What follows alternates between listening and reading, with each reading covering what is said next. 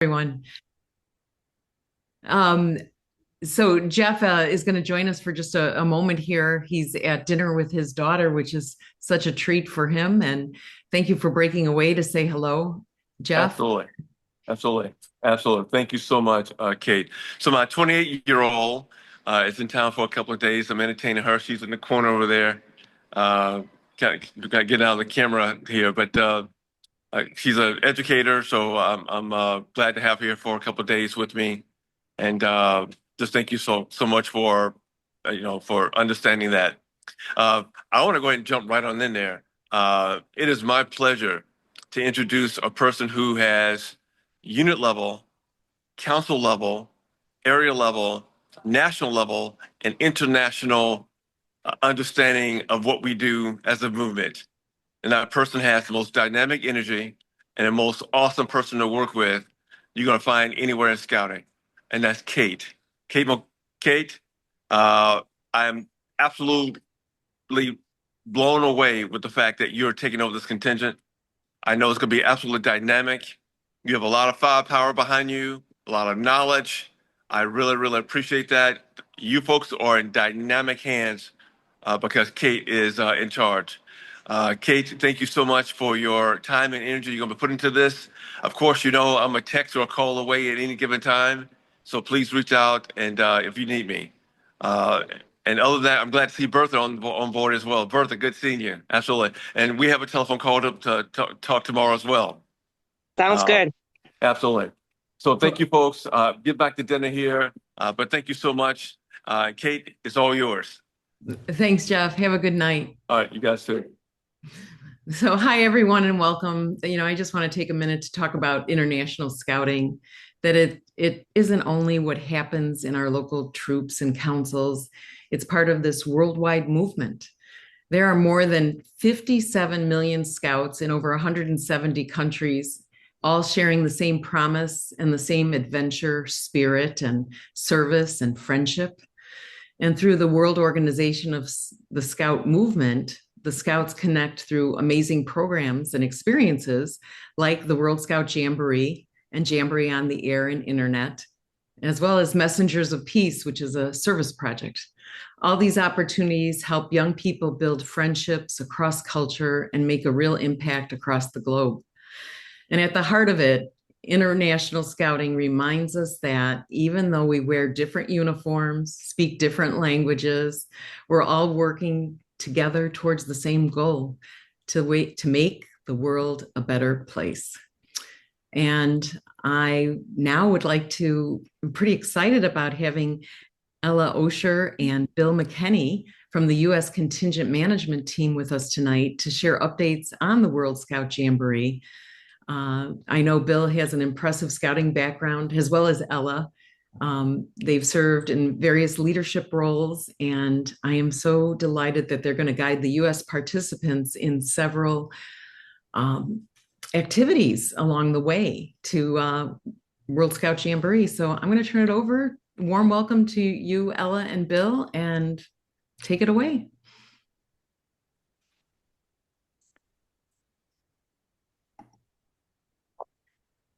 All right. I know Bill was having a little bit of trouble connecting. And so, Bill, are you able to connect now?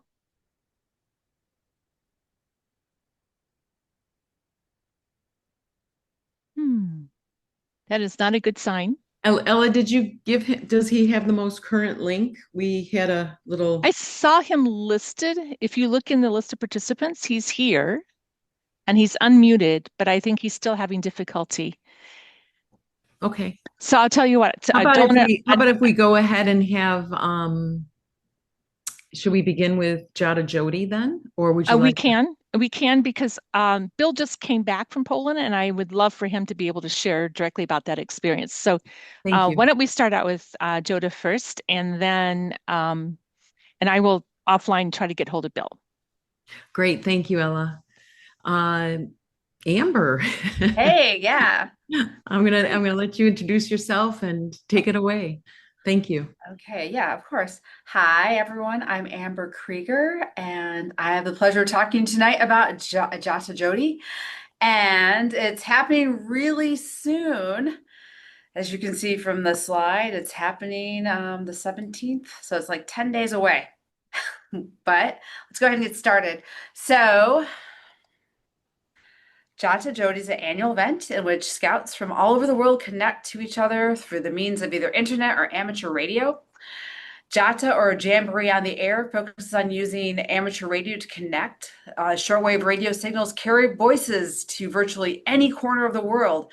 So a lot of scouts love this event because they're able to connect to places and scouts and have a live conversation, which is super meaningful. The use of amateur radio gives scouts also the opportunity to explore wireless radio and electronics in ways that they probably hadn't thought of before, and you could really spark someone's interest. Connecting with your local amateur radio club is recommended if you're interested in participating in JOTA. I know there are quite a few clubs in the PTAC area. We're very fortunate to live in where we do. For more detailed information on JOTA, there's also an amateur radio activity manual available online that you can use with your pack, any trooper pack, anytime. It doesn't have to be during the next in 10 days. You can use it throughout the year because there's lots of great activities in there that your scouts will find fascinating. Now, of course, since this event is right around the corner, another way you can, if you can't get a hold of someone with amateur radio, you can participate online. And all you need is access to the internet and to register. During these 3 days, scouts and scouters have access to webinars, interactive games, live shows, chat rooms, and even a dedicated Minecraft server for scouts only, which is super fantastic. There's also offline activities so that can be completed so your scouts aren't glued to the screen all weekend. But really it's about connecting with other scouters. That's what they're doing. So it's more than just being on the screen, but they can get away from the screen and do activities too, and complete challenges to earn virtual badges. Now, for Cub Packs who are looking to participate, Scouting America has created this fantastic program in a box. And while it's designed for Cubs, any scouting program can really use this. It covers getting started, connecting with scouts around the world, and how to be safe online.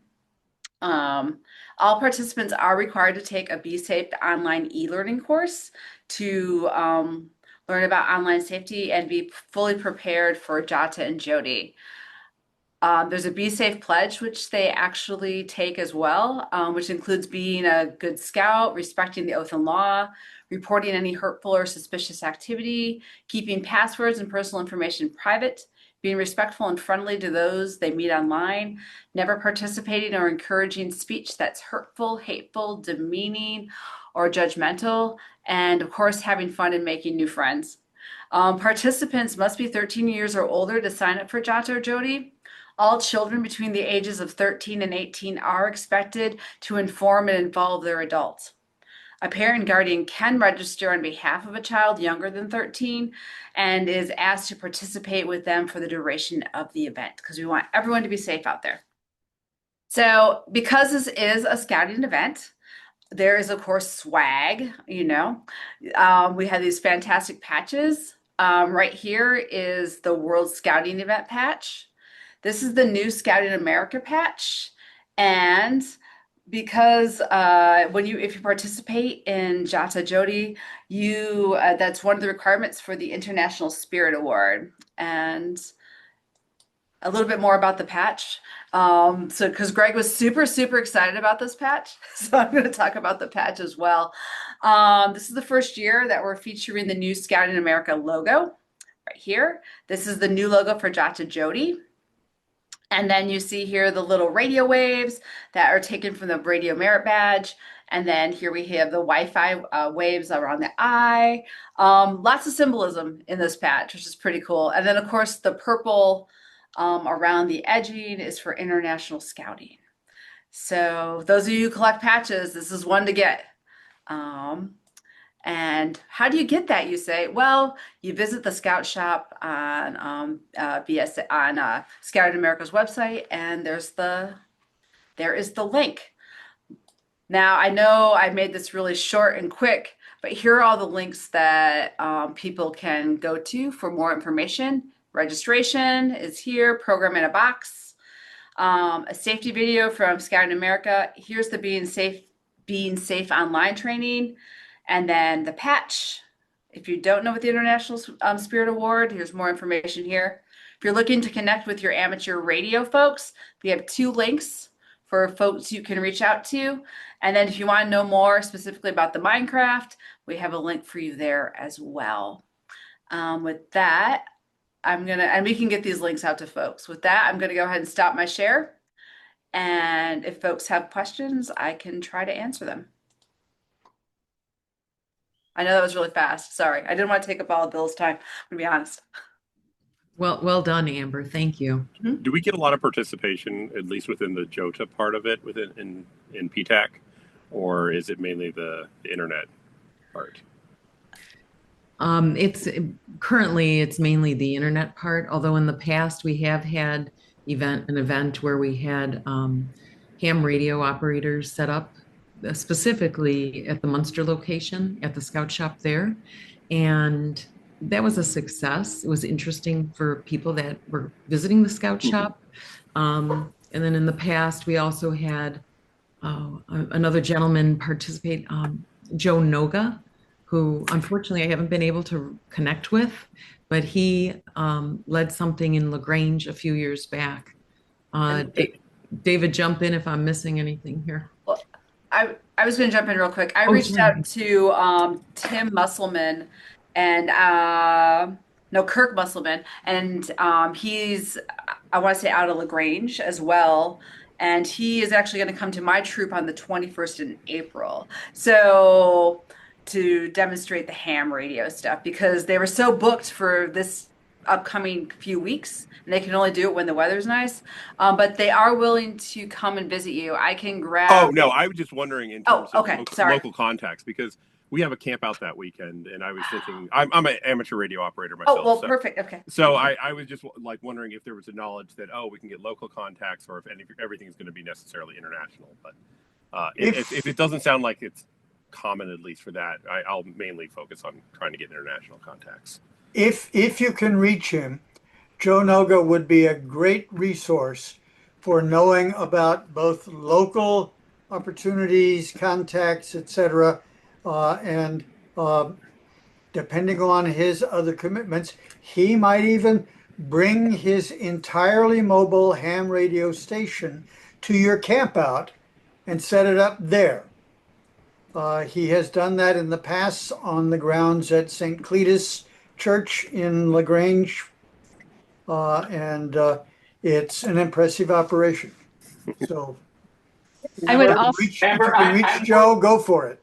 Amber, Brenda and I are working with Kirk Musselman. And so we've been involved with him. He's actually not out of LaGrange. He lives, he actually lives in Three Fires Council. Oh, okay. Thanks. But Brenda and I are actually in PTAC and are members of the Schaumburg Amateur Radio Club, who is involved. And we've been to several of Kirk's events, like you're going to have at your unit. We may end up being there because we help with those events.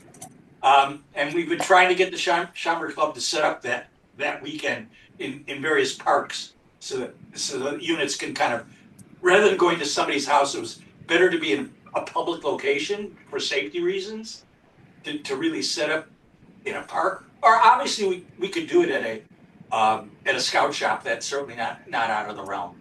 But yeah, we're very involved with that. I would also note that there is a Facebook group for JOTA JOTI Scout World 2025. And so people are posting from all over the world about opportunities they'd like to connect. So if your unit is looking for someone to connect with to help them, just know that there's all age range people posting there. Hello. So I had a question. I jumped on this. I'm an incoming skipper for a Sea Scout ship under Rainbow. So I was going to attend the Three Fires, the radio event up in Plano.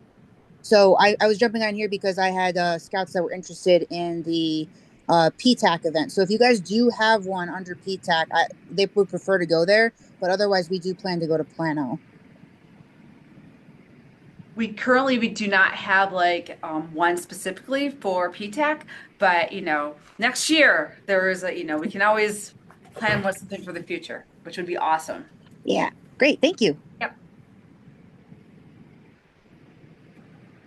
Ella, how are you doing on your end with Oh, Bill? we're great. Bill is now connected, and so we are ready to go when everyone is thumbs up. Any more questions for us regarding JOTA JOTI? Well, Ella and Bill, welcome. Thank you. Thank you.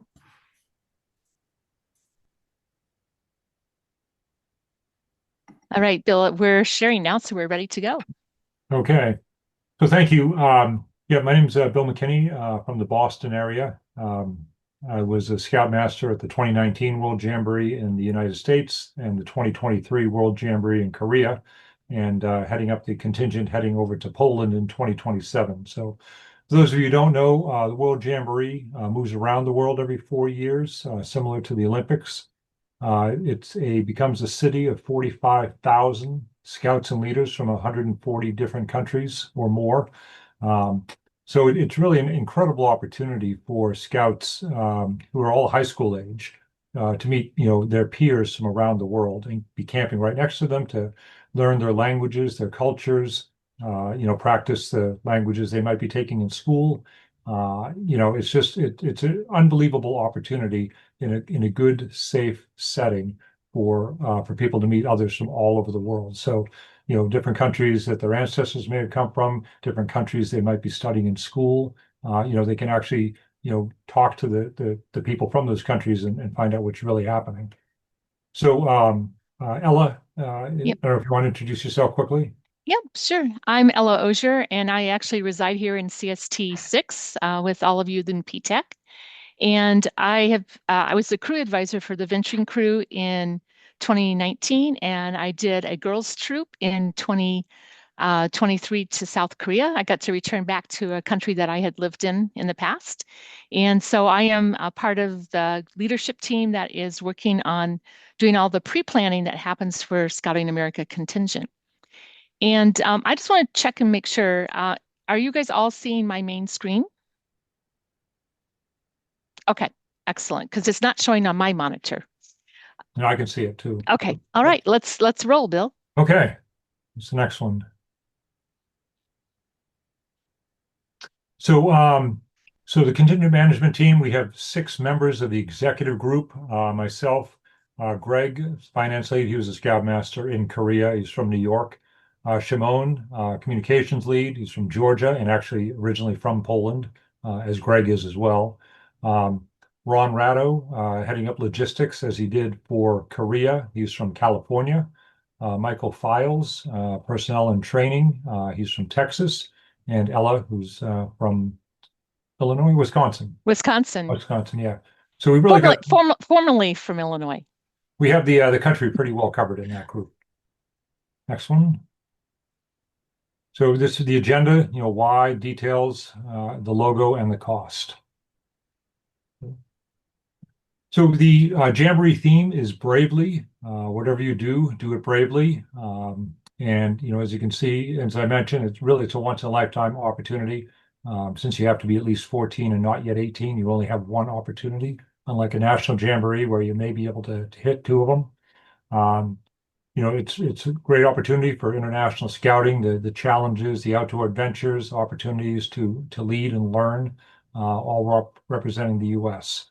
So this is one of the testimonials after Korea and after the U.S. one too. I had the kids write out, just some thoughts that they had over their adventure over the past couple of weeks, and I got to say I was really impressed with with what they had to say. They really.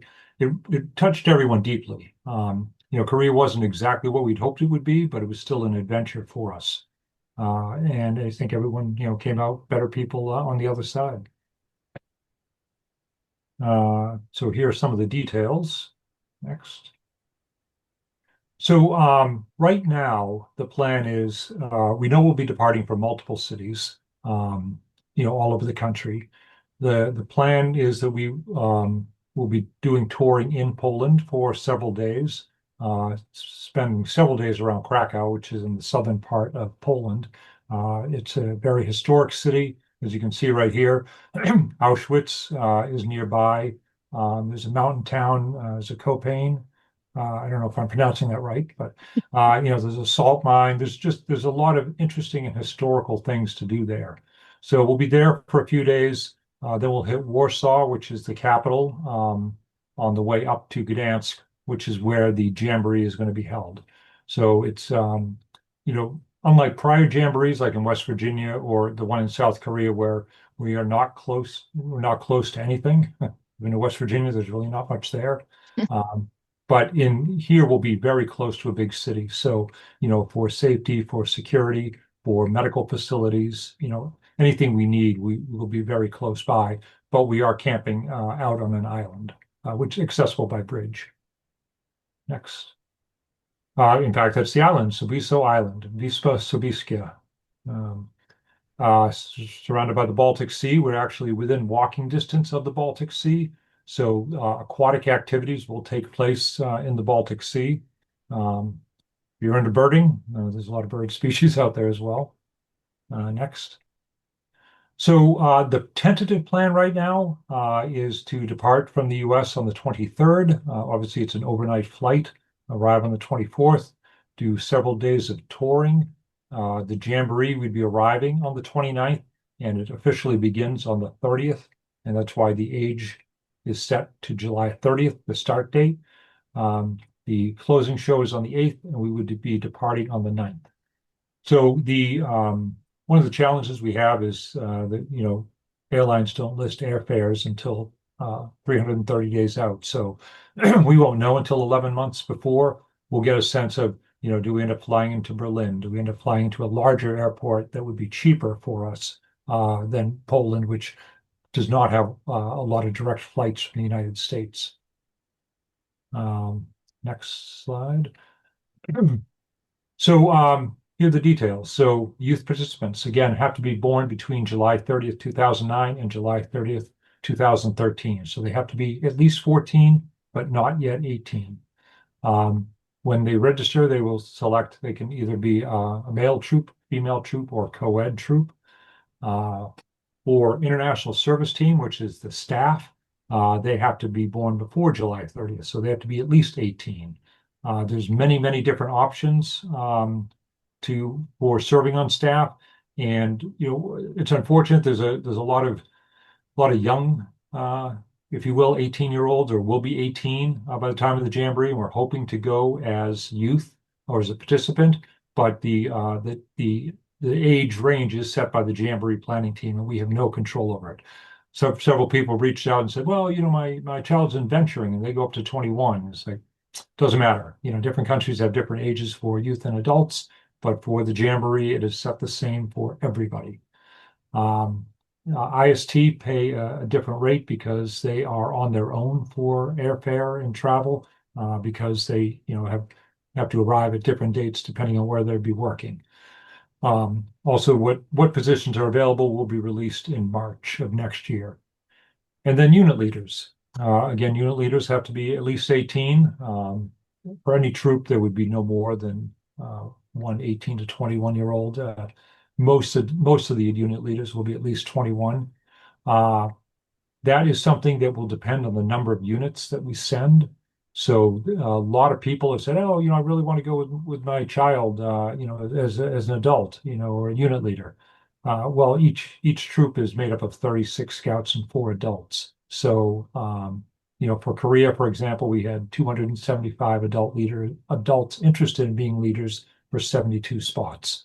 So it is very highly competitive, which is why we advise people that, if you're willing to go as IST or a unit leader, sign up as IST, and if you're selected later, we'll move you over to the unit leader role. And then if you only want to be a unit leader, just wait till we, come up with that. Well, no, actually, here it is. So, like Trying to cue you. Yeah, no, that was I talked too much on that. So because we also look at geography, we'll look at the number of male units, female units, mixed gender units. before we select the leaders, where everyone's coming from geographically. So, once we know, okay, we're going to have this number of units, then we will select the leaders. And like I said, it will be a competitive process. It have to be approved by your scout executive. We'll probably be doing some interviews for it. We haven't sorted out the process yet, but we know it'll begin, probably the second quarter of 2026. Again, many will apply and only 4 will be chosen per unit. So the registration opened. The national office did not want us to take any payments until January. So right now, we're just asking people to register, if they are really serious about going. We won't be, again, taking the first down payment until January.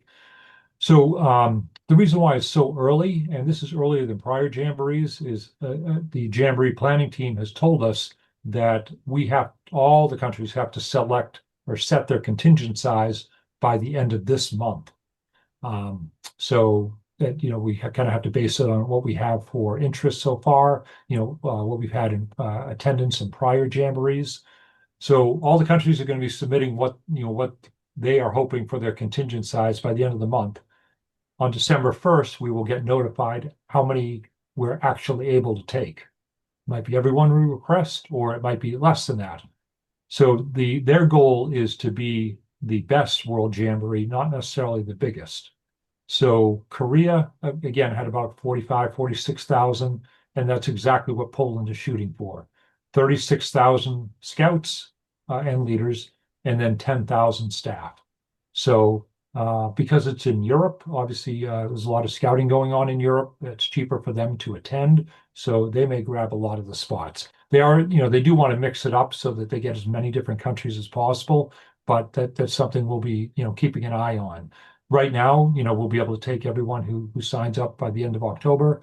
After that, there's no guarantees. We'll know, like I said, at the beginning of December, how many spots we get. So I'm going to pause here for a second. If you are interested in being IST, please go ahead and scan this. We'd like to see how it works. We want to make sure people can get in. If you could test that for us, we did, and we just want to make sure. But hopefully some of you might be interested in being IST. And if it's successful, you can go ahead and put it in the chat, but I just want to give you a second. Thank you, Ella. All now right. Ella will take it from here.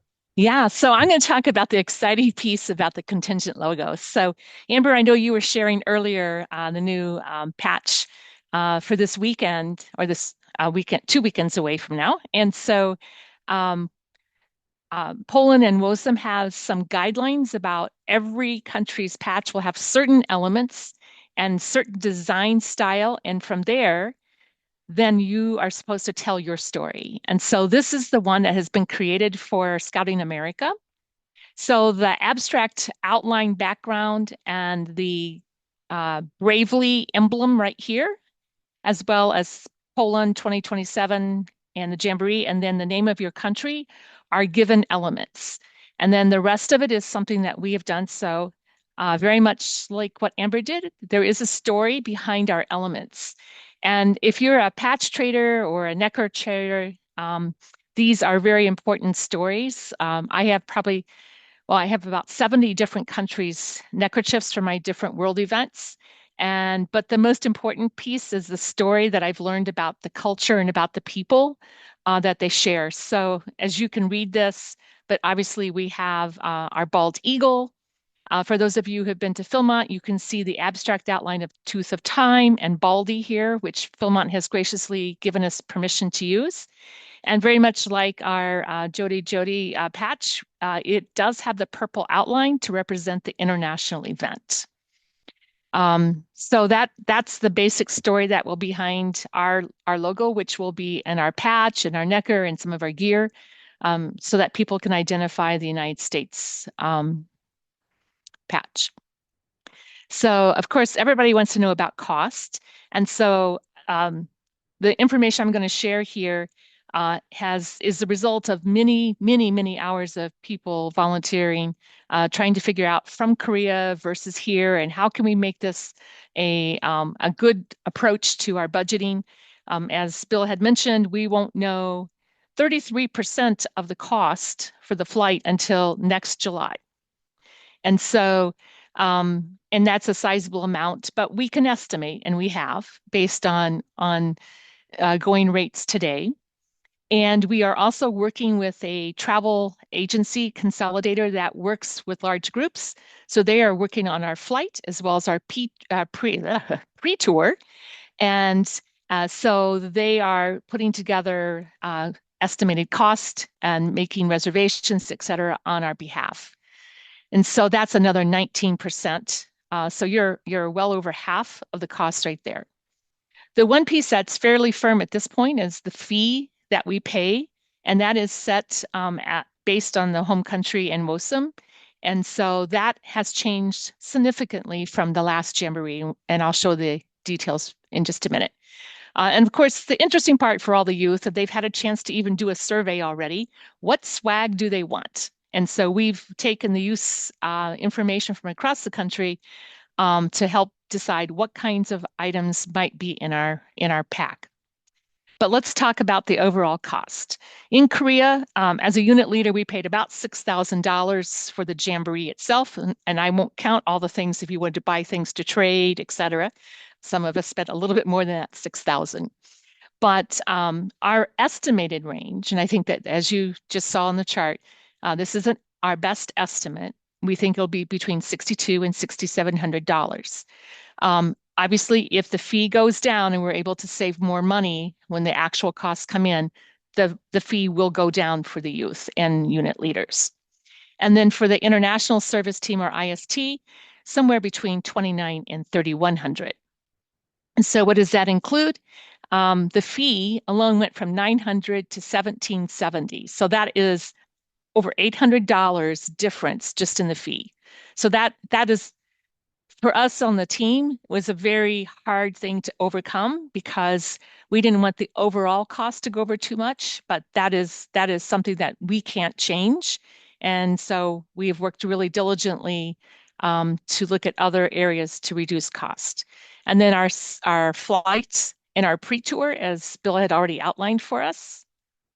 And then also included this time are the tents and cots. So in South Korea, that was a part of our fee.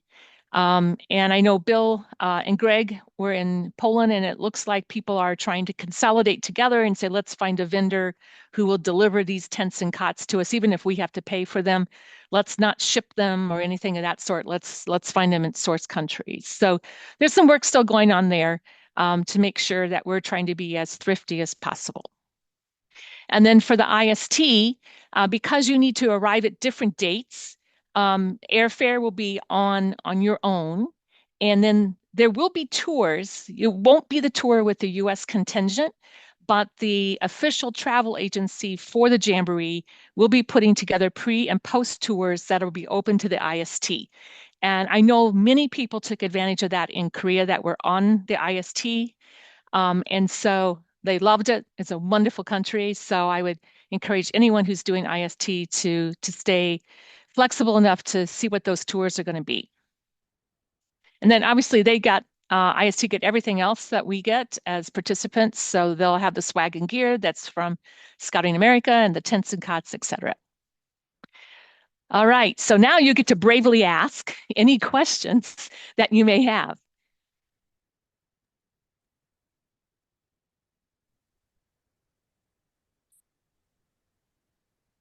This is Mark. I have a question. Okay. How is sign up so far? It may not exact numbers. Is it you feel it's strong compared to Korea, or there's area for opportunity for more outreach? There's definitely an opportunity for more outreach. Unfortunately, the day that we opened registration was the day that a drone was shot down, a Russian drone in Polish airspace, which may cause people some angst about it. I was just over in Poland for I had a contingent meeting a week or so ago, and I met with the U.S. Embassy to talk about the fact that we're going to have 1,000+ people from the U.S. over there. Then we went to the head of contingent meeting. They are working very closely with their federal government, their local government, and their regional government. So I'm not worried at all about the safety over there, and neither are even the people from Poland. It was just, unfortunate the timing of it. But no, we've had quite a few people signed up. Again, it's early, and we had just for comparison, we had 18 units that went to Korea. So they had to set the contingent size and then, hope that they were able to fill it. So 18 times 36, so it was about 600 plus youth that went. I'm hoping that we're going to get more than that. We've been doing a lot more outreach. We started earlier. Korea was, COVID was still happening as people were thinking, that far in advance. So like I said, we've been doing a lot more communication to everybody. So there's plenty of opportunity for outreach, and we'll just keep going. Like I said, we'll have to make the decision at the end of the month, nationally, how much they're willing to, I wouldn't say risk, but how much they're willing to take a guess on, because we'll be collecting money in January, and our first payment to the Jamboree planning team will be at February 1st. So, So Bill, like I said, we're going to base it based on what we have at the end of the month, but we're going to try to get more than that. yeah. So Bill, I've put up all of our QR codes for the website, the mailing group, and the Facebook group. So I would encourage all of you to take a few minutes while we're doing Q&A to do all three of those. We have worked very hard on communication. There's newsletters going out, website up there to share. And what we need is everybody's feet on the ground helping us recruit people. I know my own experience because I left from O'Hare when I went to Korea. There was about, I don't know, a couple hundred people there. So Chicago shows up strong. I'm just going to say that. A few of us were from Wisconsin, but a lot of you were from the Chicago area. There was probably close to 3 units alone coming from that area out of the 18. So anything that you can do as a council to get out there and share the information, we would really appreciate that. Ellen, Yeah. I had a question from chat. If there are any fundraising opportunities directly related to the U.S. contingent group. As of right now, there are not. We're telling scouts that they can do the popcorn sales. They can they could potentially get reach out for camperships from their local council. Different things like the Kiwanis, the Rotarians, international service groups that sometimes give money for college scholarships. But this is also a way for them to kind of expand their brand as well, to that they might be willing to make a donation. We are going to be reaching out to corporations and trying to either get some camperships or sponsorships, but we're not counting on it. So, first like I said, we have to see where we're going to land as contingent size, and then we'll be able to go after that. My biggest goal is, when growing up as a scout, like I never even heard of a World Jamboree. And I know that there are a lot of scouts out there that have just never heard of it. No one from their area or their town has ever gone. The scout leaders don't know anything about it, or if they heard it, it was kind of tangentially. That's for other people or whatever. So it's really that kind of direct contact. I spent the month of July hitting different summer camps in New England, and grabbing a meal and talking at the dining hall about what the World Jamboree's about, and people are like, wow, that sounds really good. And it's too bad that the price can be it's expensive. It really is. And as Ella said, like we're all paying our own way. Like I had to pay my own way to go to Poland last week, and I got to pay again to go next year for the next set of contingent meeting. As volunteers, you all know that we're all paying. So that's why it's important that people realize this is a break-even proposition. Like we can save money. It's going it's just going to lower the cost. So if we can get more, we can get some fundraising from corporations, we'll take advantage of that as well. Yep. And I'll just make a note. So there's basically 3 cycles of fundraising left, right? So spring, and next fall, and spring that the youth can use. And I'll just use the example. My son went in 15 to Japan. Our deal always was he had to pay 50%. So he raised $3,000 through his fundraising. I'll just tell you, he had a whole business going on with wreath sales.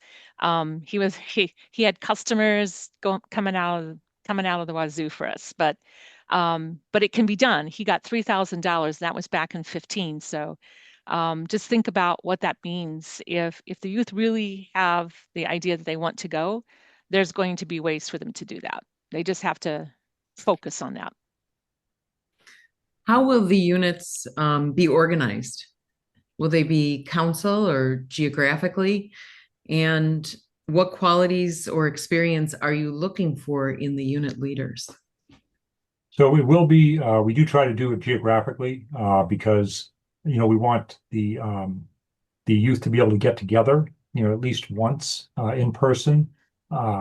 It's kind of tough, again, if you have 18 leaders, you got 50 states, especially, female units, as Ella can tell you, they're going to be spread out even more. I mean, it might be a little more parity this time, but it's multiple states are going to be involved. So, we try to, like I said, there might be smaller meetups. Like, my troop was all out of San Francisco and Seattle. So it couldn't meet up as a unit, but they, the ones that live close enough to each other, to those major cities, were able to get together and meet, get the parents involved and answering questions. So it geographically is what we try to do. And so what ends up happening is, we'll get our contingent size, we'll fill the units, and then, somebody may drop out and somebody else may come in, but that person could be, on the other side of the country, but there's only one spot left, so they're going to end up going with that unit. So, when we did do the meetups, I know for my unit, like for San Francisco and Seattle, because there were female, I had a male unit, so because there were females or venturing crews that happened to live nearby, we invited them to come as well. So even if they couldn't get together with their own unit, at least they could meet others that were going as part of the U.S. contingent. So that's something that we'll be promoting as well. For leaders, obviously, not everyone's going to have prior Jamboree experience. I mean, you got to get in there somehow. But for the lead, the unit leader, the scout master, that person we really want to have been to a world Jamboree. The other adult leaders, not necessarily. We also want them to be wood badge trained. We really do want the best of the best, and we also want to make sure that they're going to work well together. If you throw 4 adults together that all want to be the scoutmaster, that's not going to work as well. So, we're really going to be looking at that. We're going to be looking at, recommendations from their scout executive. We're doing a deep dive into, especially the scoutmaster, and then the other leaders as well. And then, there are, people who are, hey, you're bringing a lot of kids from your troop or area or whatever, that definitely bolsters your chance of being a leader because, not only are you out there recruiting, but the scouts. So, we definitely take that into consideration as well. Very good. And I'll just add a couple of quick notes. So in 19, I had our main area around Chicago, but I had people from as far as St. Louis, all the way over in Indiana, up into Minnesota. But we all got together one time in Rainbow Scout Reservation for a weekend. It was a great bonding experience. Contrasted to 23, I had a half a troop, and we were from 13 different states. And we went from Florida all the way over to New Mexico, up to Idaho, over to Michigan. And so, as you can imagine, we didn't get together, but virtually, the youth decided, take a deep breath, to have weekly meetings for 6 months so we get to know each other, do team building, etc. And the first time we actually met was in the hotel. By the time the last one arrived, it was about midnight on the first night in Korea. That's when we got to meet each other physically. So it can work either way. And I would just say, go for it. Don't be afraid because you're going to be making lifelong friends. And it doesn't really matter where they live because this world is so virtual anyway. And the other thing, Bill, I would add to the unit leader, we are looking for young adults to also participate in leadership. And a lot of that is because, as you mentioned, we need people who have experience before. So if all of your leaders are older, they may or may not necessarily want to come back again. And so we are really looking to encourage those ventures and Sea Scouts and explorers and people who maybe are young parents, but their kid isn't necessarily eligible to go yet, but we would still love to see them consider being a unit leader or IST. And is the plan for the contingent branding of uniforms to be consistent? Meaning neckerchiefs and uniforms for the US contingent will all be the same. There'll be no The neckerchiefs will be the same, but if someone's primary thing is a venture or a Sea Scout, then they can certainly wear that uniform. That would mostly be up to the scout leader. Okay. One thing I did want to bring up that Ella kind of touched on when she mentioned, half a unit in 13 states. So, a lot of people could be apprehensive about, no one else from my kid's troop wants to go. Well, in the last two jamborees, half of my troop, so about 18 of each troop, though the scouts were the only ones from their unit, and they had a great time. So, it's always nice if you have a friend who's going to go, but even if you don't, it still ends up being a really, really fantastic trip. And how soon did you think you were going to pick the leaders? That'll be the second quarter. Second quarter? 26. Second quarter Yeah. of 26. 2026. So Got it. April, May, June timeframe. And has there been any, I'm thinking already of, there's pre-events, obviously. Is there any idea of having a post-event, a post-reunion event to keep that energy alive? That's up to each unit. My unit did that. We've actually had a couple of them since the Jamboree over Zoom. Plus, several of us get together because since the Jamboree, kids have gotten their Eagle Scout. So I've already made 10 cross-country trips to California and Washington to attend Eagle Courts of Honor. It's an honor to be invited. So, I try to make it. I've got another one coming up next month. I got to fly out to San Francisco for. So, it's great to see the scouts then. And, as a unit leader, I tell you, one, to get invited to an Eagle Court, even 2 years after the fact that they remember you. And then the other was how many scouts asked me to write a letter of recommendation for them for college. As unit leaders, when you go to summer camp or, regular camping trips, like you get to know the kids really well. And especially an international trip like this, where, I didn't know them before, I thought I'd never see them again. To keep in touch like that and to be asked to, write letters of recommendation is it means a lot. Yep. The And other then question- in our unit, we the youth leaders decided to invite the parents, and they put on a little slideshow and they told some stories. So that was really good that they included their parents. We were fortunate that 8 of our parents were actually there as IST. And so they got to, I think every single one of them stopped by our campsite at least once while we were on site. I would also say that like you make relationships that continue. And so I'm leading an international VIP group for the National Jamboree in 26, and 2 of my youth are serving on that team as a part of the young adults. And in fact, both of them are going to be guest speakers on Thursday night. Great. Hi, One last one. Beyond participation, what are the goals for the U.S. contingent? Is it, yes, it's cultural exchange. There's leadership development, right? Mhm. Is there any global service? What are the goals for the U.S. contingent, while participating? Besides, Well, you mentioned a couple of them, the leadership, bravely, again, bravely is their theme. So, kind of, get out of your shell, do something that challenges you, get out of your comfort zone.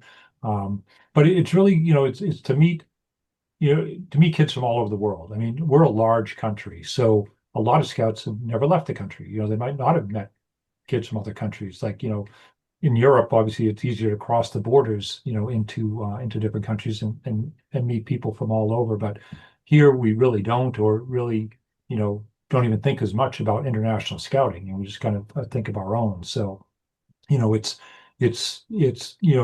getting a chance to meet, again, peers your own age from different countries and being able to just talk with them. When we were at the summit in 2019, those of you who've been, it's like for a scout, it's like the paradise. We've got all these different things you can do, from rifle shooting to skateboarding to zip line and everything else. And so after the Jamboree, I said, hey, what was your favorite activity or favorite part of the Jamboree? And almost all of them said it was Culture Day. Like all the activities were shut down for the day. And the fact that you could go and talk with kids, they're dressed up in their country's outfits, sample their food, really get a sense of their culture. Like that was what they really enjoyed and thought the most of, not the zip lining or anything else. It was Yeah. Culture Day. So So that's why. So Culture Day will be up to individual units then? No, it's Or are you going to suggest what culture? no, the Jamboree has a culture. It has a culture thing. But as far as the US culture, how is that being presented? That will be up to the individual unit leaders, Okay. how they want to do it, because it's kind of tougher. Like, as you know, for 2019, we did it by council. Mm-hmm. So, for Boston, our culture was winning. So we had all the different sporting activity, the Patriots, the Red Sox, and things like that. Other countries had kind of different things. Or the Bears, or the Cubs. Okay. Someone else had a question. Yeah, I had a couple questions. One is if you're thinking of doing something for medical, are they having the different first aid tents, or what can you tell me about that? Yeah, so you mean like signing up to be working medical? Right. Yeah, they have that. I mean, there'll be it's a city of 45,000, so there'll be a hospital that they'll be building on site. The need for medical is huge. We definitely learned that in Korea because they did not have enough medical people. But they will be looking for medical people in IST. So that's definitely something. If you have any medical background, they will take you. Okay, and the other question was, like they do at the National Jamboree here in the States, do they have let people do like a day pass, or is it all you have Yes. to be? Yep. There'll be I don't know what the cost is yet, and I don't know what days. It's not all the days. They don't let visitors in like when they're doing the opening show and the Yes. closing show. But probably at least 5 or 6 of the days they will be selling day passes. And do you know if they'll have limited access, Bill, where they can go? Like, at the summit, there's limited Yes. access. It is limited access, yes. So you So won't be we able think, you won't be able to go visit the campsite, if you're visiting, your scout, they would have to come to you. Great. Thanks. and I'll reiterate, if you have medical background, please, or if you could do listening ear, both of those are in huge demand. Given there's going to be a pre-tour component to this, are there any vaccinations like hepatitis A that's being recommended if they're going to be eating local food, or since we're talking medical? We don't have that yet, but we will. Okay. You mentioned about promoting. Will materials like you showed tonight or some subsection be available to us to take to roundtables and things like that? Yes, we do have promotional flyers that we've been sending out to people. So we have a lot of people that all over have been bringing flyers, or just bringing something with a QR code that they can scan to get to the website. The website has a lot more information than it did even a couple months ago. So it's we're going to be updating with FAQs. A lot of information that was on the slides is on the website as well. Bill, your slide, and Ella, your slide deck was very easy to comprehend. Is it possible to have that available to share? I think so. Okay. Yeah. We can surely do that. I'll make a copy though, so that it's a view only, because we wouldn't want someone to change the main presentation while we're out doing our shows at different groups. But I'll take that and send it to you, Kate, so you can share it within your whole council. Probably should just continuity of message. It would be Well, important to have it to be consistent. Yes. Yeah, and in my case, since I'm talking to all the CEOs in CST 6 anyway, I can just probably send it to all of them and say, Thank go you. find your internet, go find your IR. Thank you.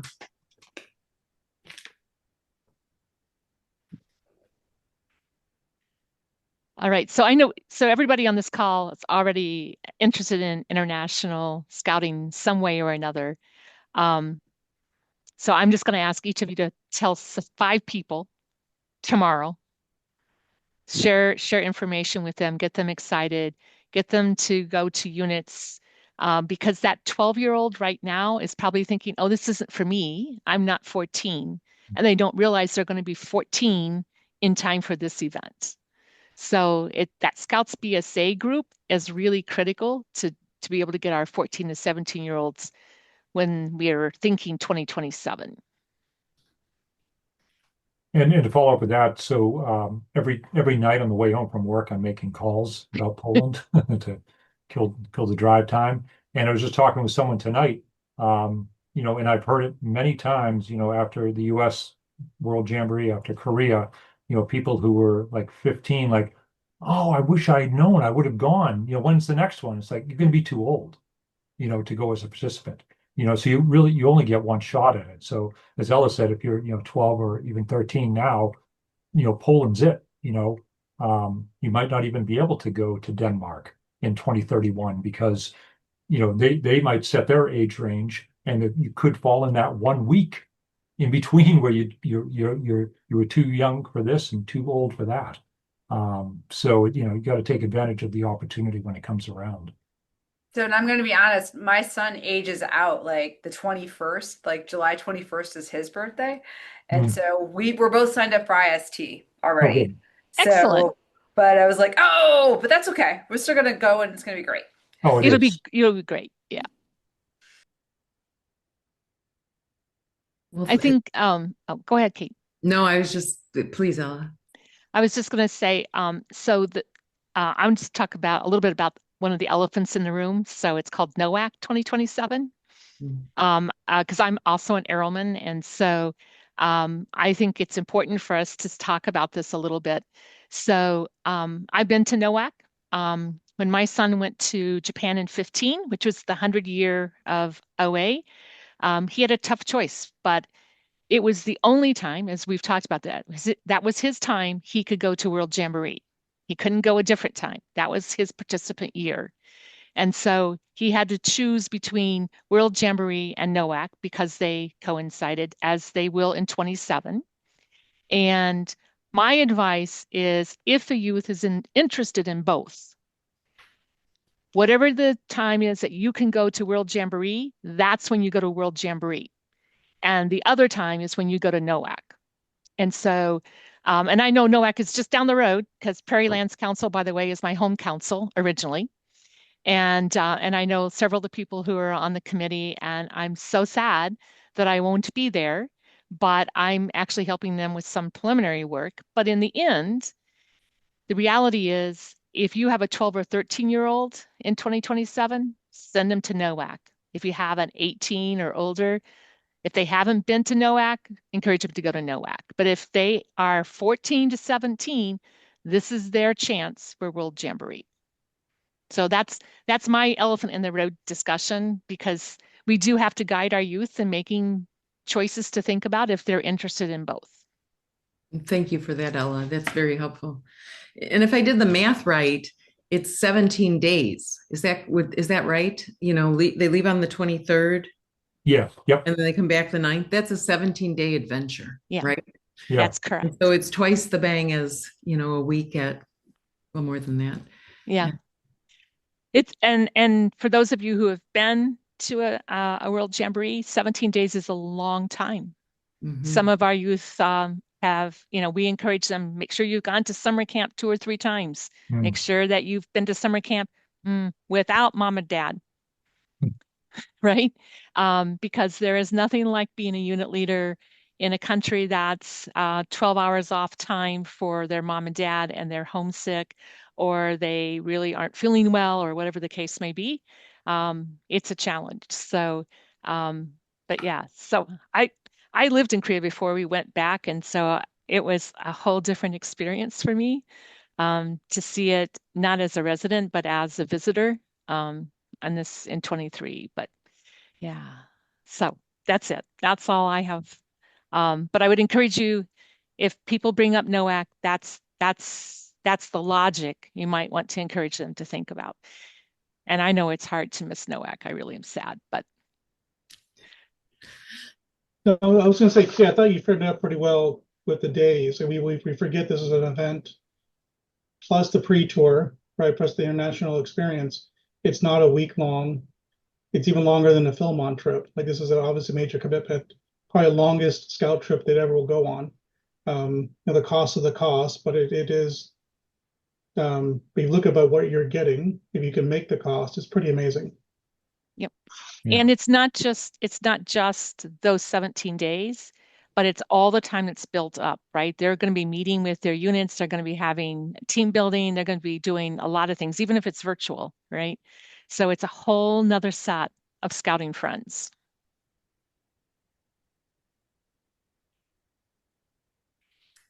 Well, thank you so much for your contributions tonight and all the work that you're doing to make World Scouting and this event a success for all of us. Thank you. Yes, thank you for the invitation. This was great. And this is kind of our test run for Thursday's doubleheader. Well, 45,000 scouts, what did you say, 140 countries? Yeah. And is it 2026? It's 120th anniversary for scouting, right? 120. Yeah, 2027. Yeah. Yeah, so that's a lot. That's a lot. Yeah, and like I said, when I was over there, I was so impressed with the Jamboree planning team, even this far out. The fact that they are working with all levels of government to keep everyone safe, so everyone knows what's going on, and all the lessons that they learned from Korea.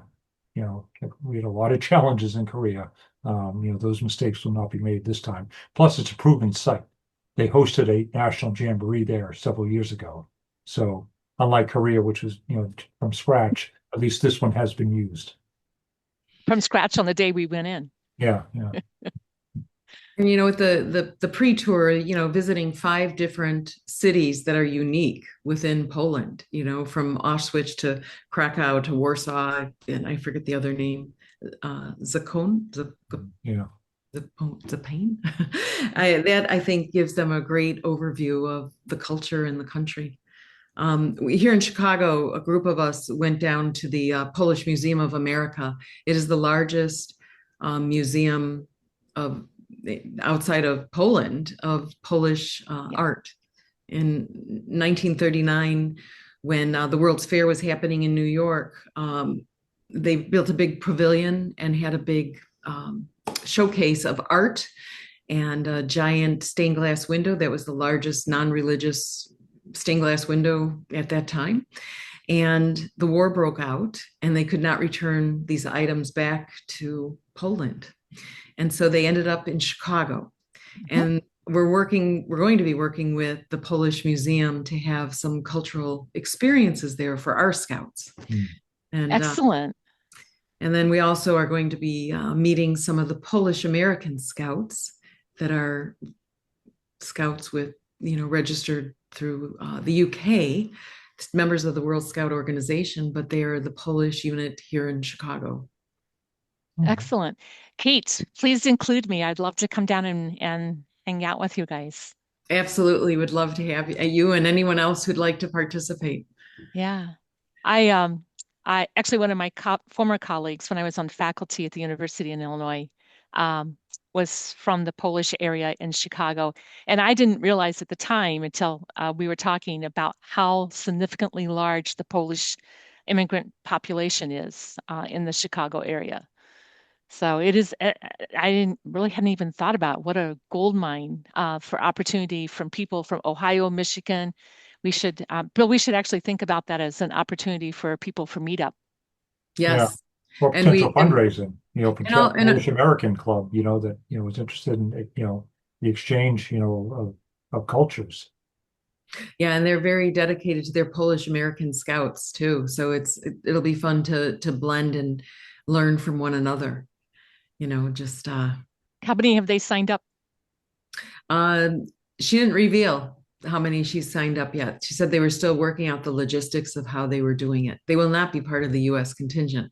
They are part of the Polish. They're going to go with the Polish contingent. Okay. That's their plan. But they do have several videos, Bill and Ella, that I can share with you that are available online that talk about the culture that might be interesting in the museum itself. And if we have rights, maybe we can get those on our website. Well, we can see what that'd be something to look into. Any other questions, or everybody excited about World Scout Jamboree and JOTA JOTI? Yes. Well, thank you all for tonight. Thank you for being here. And if there's anything that you need, don't hesitate to ask. Yeah. And if you have any further questions, you can just send me an email. You know, it's usapoland2027@gmail.com. It's on the website. Right now, I've been answering all personally, so I do get back to people pretty quickly. Great. So, Well, good night, thank you everyone. again. Or as we say in Thank Poland, you. dziękuję. The one Polish word I picked up. Thanks again.